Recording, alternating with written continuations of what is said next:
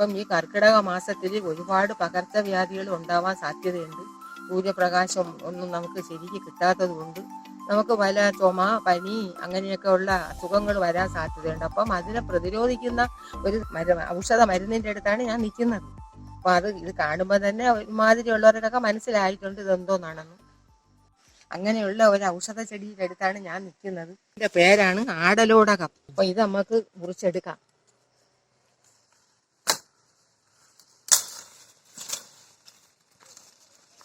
ഇതാണ് ആ ചെടി, ഔഷധ ചെടി. അപ്പം നമ്മൾ ഇലകളൊക്കെ എടുക്കുമ്പം നമ്മൾ അതിൻ്റെ അടിഭാഗത്തൊക്കെ നല്ലതുപോലെ നോക്കിക്കൊള്ളണം. അപ്പം ഇലയിലൊക്കെ ചിലപ്പം ഈ മഴ സമയമൊക്കെ ആയതുകൊണ്ട് പുഴുക്കളൊക്കെ കാണും. അതൊന്നും ഇല്ലാതെ ഇലയൊക്കെ നല്ലതുപോലെ കഴുകി വൃത്തിയാക്കി വേണം നമ്മൾ എടുക്കാനുള്ളത്. കഴുകിയിട്ടുണ്ടെങ്കിൽ നല്ലതുപോലെ കഴുകി വൃത്തിയാക്കി അപ്പം നമുക്കിതിനെ നല്ല പുരാ അരിഞ്ഞെടുക്കണം.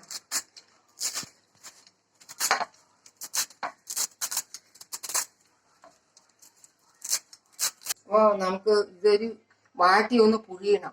ചെറുതായിട്ടൊന്ന് ആവി കയറ്റി ഒന്ന് വാട്ടി ഒന്ന് പുഴിഞ്ഞെടുക്കണം. അപ്പോൾ അതിന് വേണ്ടുന്ന ചേരുവകൾ എന്തെന്ന് പറഞ്ഞാൽ മല്ലി, കുരുമുളക്, ജീരകം, കുറച്ച് തേൻ, കുറച്ച് പഞ്ചസാര. ഇത്രയും സാധനങ്ങളാണ് നമുക്കിത് മരുന്ന് ഉണ്ടാക്കാനുള്ളത്. നമുക്ക് ഈ മല്ലി ചതയ്ക്കാനിടാം. മല്ലിയും ഈ ജീരകവും കുരുമുളകും കൂടിയിട്ട് ഒന്ന് ചതച്ചെടുക്കണം. ഇപ്പം ഇങ്ങനെ ചതയ്ക്കാൻ ബുദ്ധിമുട്ടുള്ളവർ മിക്സിയിലിട്ടൊന്ന് ചതച്ചെടുത്താലും മതി. ഇത്ര വെള്ളം, ഇതിന് അര പാത്രം വെള്ളം ഒഴിക്കണം നമ്മൾ. പണ്ടൊക്കെ എന്ന് പറഞ്ഞാൽ ഇത് ഇങ്ങനെയൊന്നും അല്ല. ആവി, യഥാർത്ഥത്തിൽ ഇതിൽ ആവി വേണം കയറ്റാനുള്ളത്. ആവി കയറ്റി വേണം വാട്ടിയെടുക്കാനുള്ളത്. നമുക്കിടാം. ഈ മുളകും കുരുമുളകും ജീരകവും കൂടെ ഇതിലിടാം.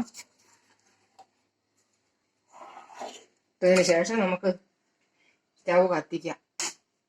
അപ്പോൾ നമ്മൾ കുക്കറിനകത്താക്കി അടച്ച് സ്റ്റൗവിലോട്ട് വയ്ക്കാം. ഇതാണ് വിസിൽ കേൾക്കണതിന് മുമ്പ് നമുക്ക് ഇതിഞ്ഞെടുക്കണം. അപ്പോൾ നമുക്ക് ഇതിഞ്ഞെടുക്കാം. ഒന്ന് വാങ്ങി വയ്ക്കാറായി. വിസിൽ കേട്ടില്ല, കേൾക്കണതിന് മുമ്പ് വേണം നമുക്ക് ഇതിന് എടുത്ത് വയ്ക്കാനുള്ളത്. അപ്പം ഇത് അവിടെ ഇരുന്നു ആവി കുറച്ച് തണുത്തതിന് ശേഷമേ നമുക്ക് തുറക്കാൻ പറ്റുള്ളൂ. അപ്പോഴത്തേക്ക് നമുക്ക് എന്ത് വേണമെന്ന് വെച്ചാൽ ഇത് തേനാണ്.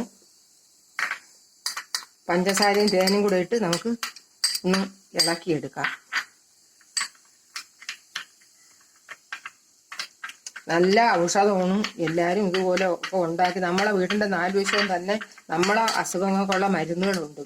അത് നമ്മൾ കണ്ടു. ഞാൻ ഇപ്പം ഈ വീഡിയോ ഞാൻ ഇടുന്നത് തന്നെ എൻ്റെ പ്രായത്തിലുള്ളവർക്കോ ഒന്നും അല്ല.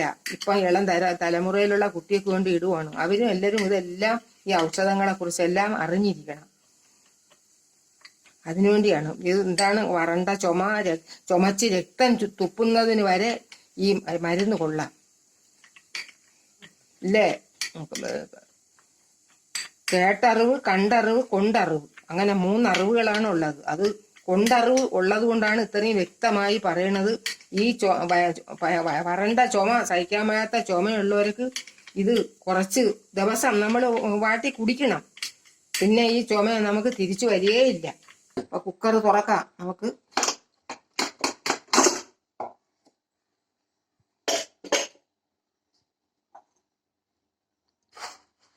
ഇതെന്ത് വേണമെന്ന് വെച്ചാൽ നമുക്ക് ഒരു പരന്ന പാത്രത്തിലോട്ട് ഈ സ്പൂണും വച്ച് തന്നെ നമുക്ക് എടുക്കാം. നിരത്തി വെക്കണം. നിരത്തി വച്ചിട്ട് ഇത് പിഴിഞ്ഞെടുക്കണം. ചൂടോടെ നമുക്ക് പിഴിയാക്കൂല, നമ്മളെ കൈ വെന്തു. അതുകൊണ്ട് അപ്പം നമുക്ക് ഇത് പിഴിഞ്ഞെടുക്കണം. അതിന് നമ്മളെ കൈ രണ്ടും കൂടെ ചേർത്ത് വേണം, പ്രവർത്തിച്ച് വേണം പിഴിയാനല്ല. അപ്പം കൈയൊക്കെ ആദ്യമേ നല്ലതുപോലെ ഒന്ന് കഴുകണം. കഴുകി വൃത്തിയാക്കിയിട്ട് ഒക്കെ എടുത്ത് പിഴിയണം. ഇങ്ങനെ പിഴിഞ്ഞ് ഒഴിക്കണം ഇതിൻ്റെ നീര്.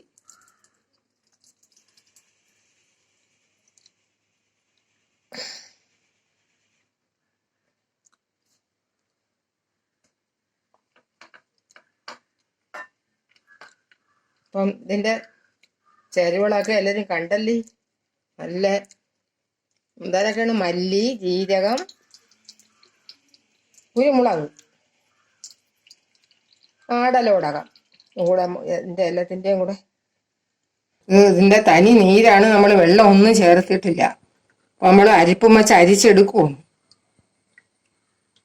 ഇത് കഷായം വെച്ച് കുടിക്കണവരും ഉണ്ട്, ഇത് തോന വെള്ളത്തിലൊക്കെ ചേർത്ത് കഷായമായിട്ട് കുടിക്കണവരും ഉണ്ട്. തേനും പഞ്ചസാരയും കൂടെയാണ്, അത് നമുക്ക് ഇതിനകത്ത് ഇടണം. തലേ ഇത് കുടിക്കാൻ പറ്റും. എത്ര നല്ല വറണ്ട ചുമയായാലും കാലങ്ങൾ ചെന്ന ചുമയായാലും ഇത് നിങ്ങളൊരു 5 നേരമെങ്കിലും ഉണ്ടാക്കി കുടിച്ചു നോക്കുമ്പോൾ